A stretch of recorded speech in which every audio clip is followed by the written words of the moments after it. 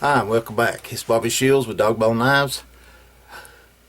Sitting here on a slightly cooler day, overcast, gonna rain, looks like here in a little bit, to let you know that this knife, the twin to the Dalmatian knife that was raffled off for Seth Woods, is Australian fire victim, or he is done, and it is sharp. It's got a gunmetal finish on it. It's gray and brass bolsters. It's got lacewood spacer. It's got African cherry. Let's see, African cherry, and then a cow shin bone bone handle with my dog paw mosaic pin and an 1/8 inch pin right there. Both brass bolsters put on.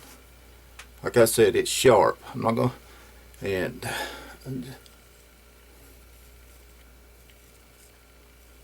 I'm putting no pressure on it whatsoever.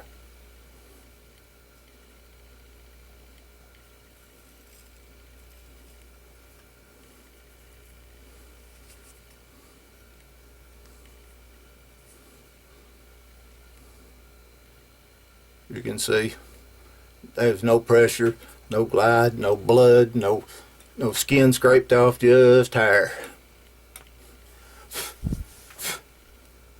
I was going to come out here and make a video about my straight razor and trying to finish it up, and I looked at this and it said, it just called to me and said finish me. So this one comes with a sheath, and it's a nice sheath.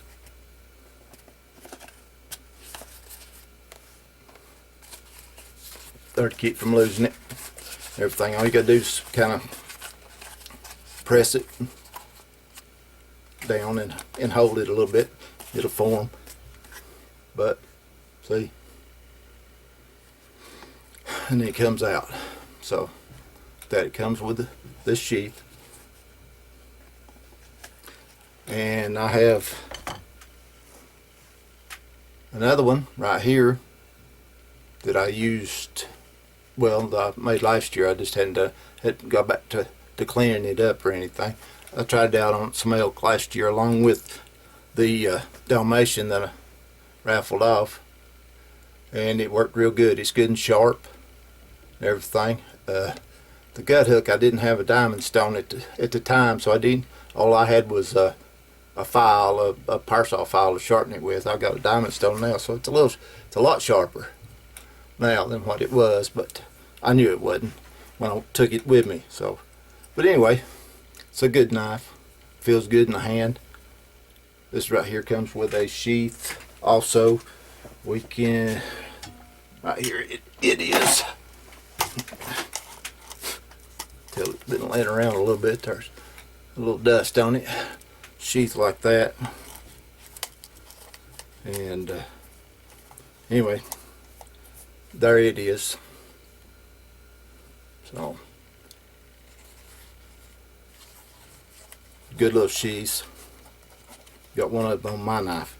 So anyway, I'm gonna stick these up on Etsy unless somebody from YouTube or wants them, and if they do, you know, I can send them out PayPal, you know, go through the PayPal link and just do it straight to me, and I'll have to do anything with Etsy. They come with a full guarantee on them.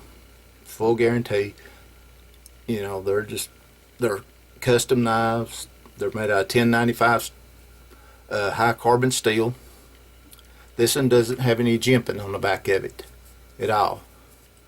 So everything, and it's about it's 5/32 thick, so it's got a little heft to it, so you know it's in your hand. Same way with the handle. It's a green bone handle, green calcium handle, and the same brass bolsters. And The only thing that I got that I didn't, well, I made the brass bolsters. I didn't buy the bolsters. I made them. So, but anyway, this is that, and it's sharp too. So, and this one's been laying around since, doing nothing since when I got back before Thanksgiving. I used it just a little bit there. Hopefully you can see the hair. Hopefully you can. It's there. So they're both sharp. I hadn't done anything. I hadn't touched it other than just wipe it off a little bit. And I give the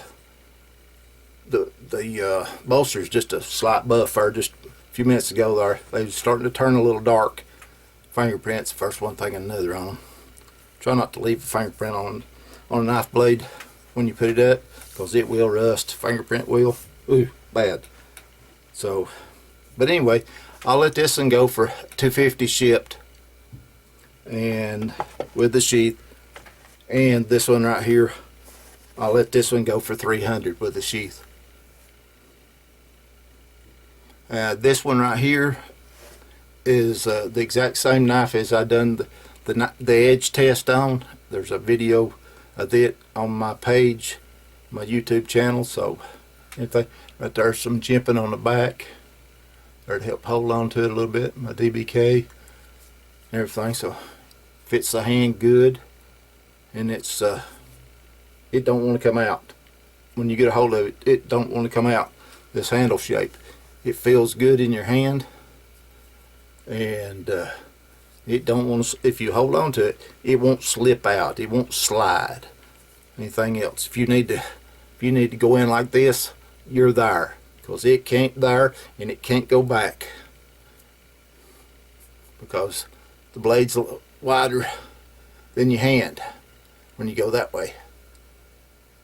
So it won't slip backwards unless you turn loose of it. Then it will slip backwards, but not till. But anyway, so like I said, you don't want to leave any fingerprints on it at all, on any of it. I'll oil them up, stick them back in their sheaths, and clean. Make sure they stay clean. Each one of these is, like I said, they're fully guaranteed.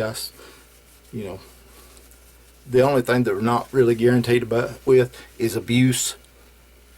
This is not a car jack. You can't put it under it and jack the car up with it. No, I wish I could make them that would do that, but no, can't. But other than that, and they're not screwdrivers.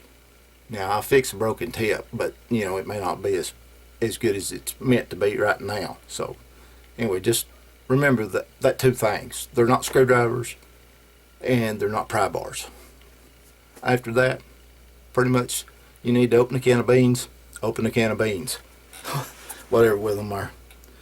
But anyway, also I'd like to thank all my new subscribers.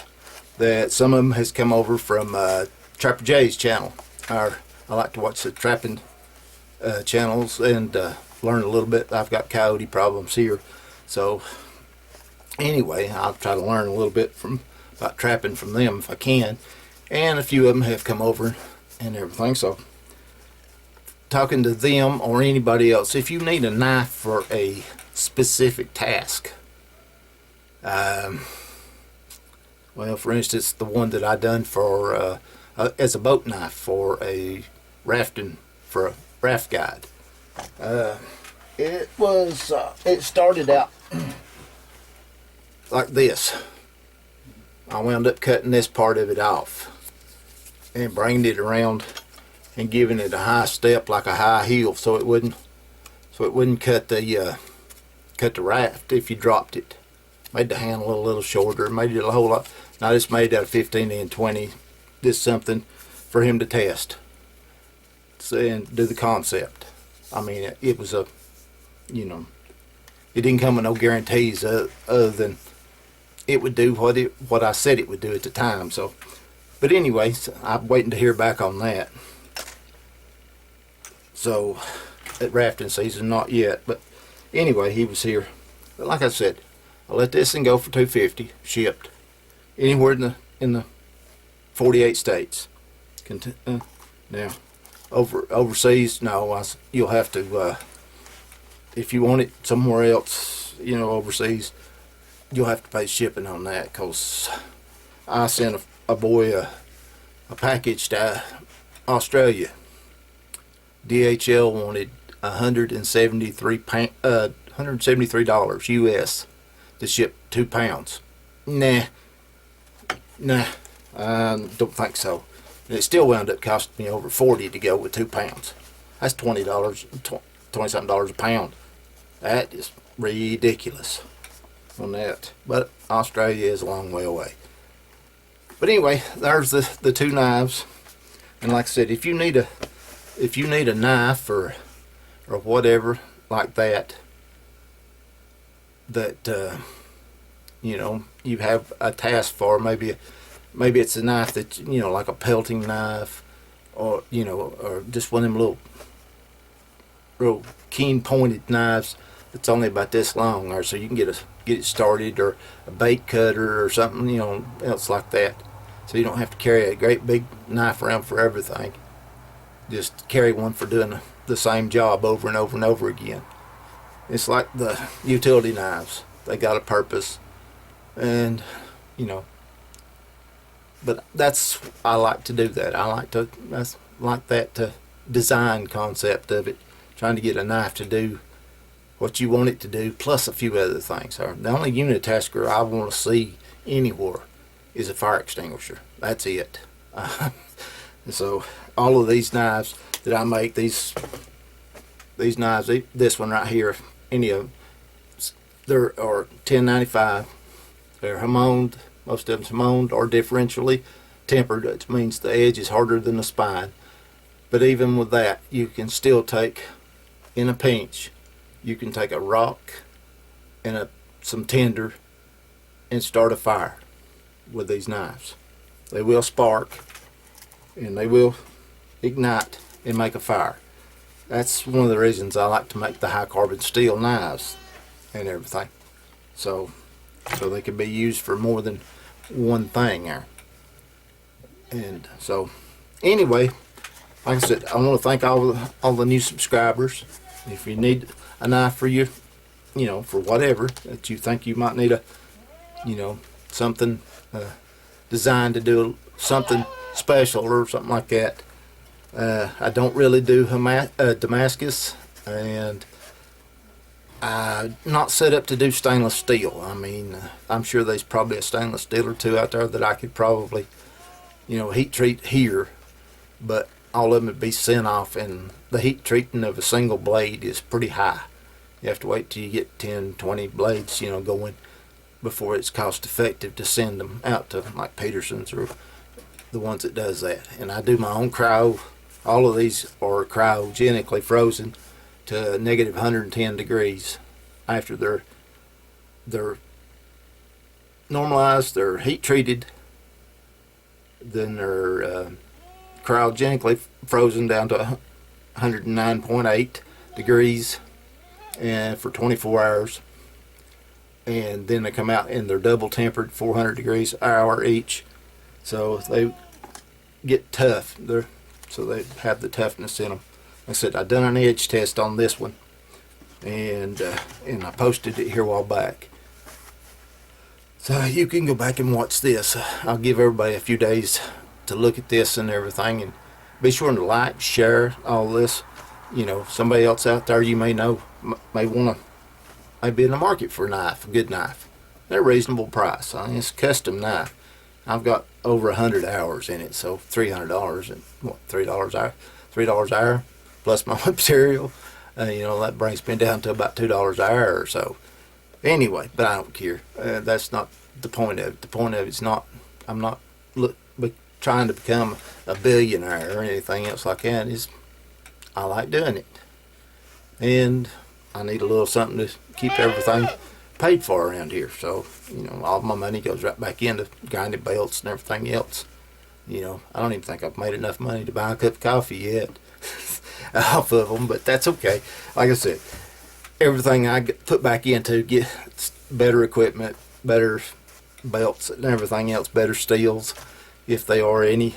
You know, so far the 1095 has been working super fantastic for me. So, and everybody else that I've sold to seem to just love them and everything else. I've not had one come back on me yet. Not at all. I mean, knock on wood. I have not had one to come back on me for any reason.